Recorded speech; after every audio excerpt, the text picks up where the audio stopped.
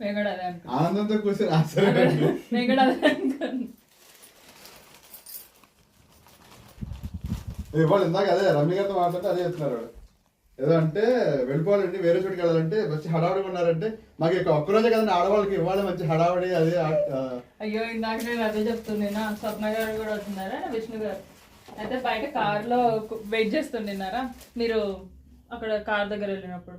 నేను అన్నా మీరు ఇందాక అంటే ఏంటో అనుకున్నా కానీ నిజంగానే ఈ రోజు మీ అందరినీ చూస్తే పాపం అనిపిస్తుంది అని. ఎందుకు తెలుసా, అందరం కలిసి ఒక ఇంటికి వెళ్ళాం.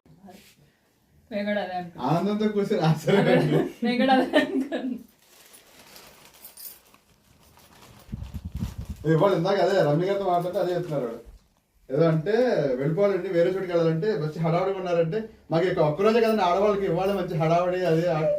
అయ్యో ఇందాక నేను అదే చెప్తుండేనా, స్వప్న గారు కూడా వస్తున్నారా విష్ణు గారు అయితే బయట కార్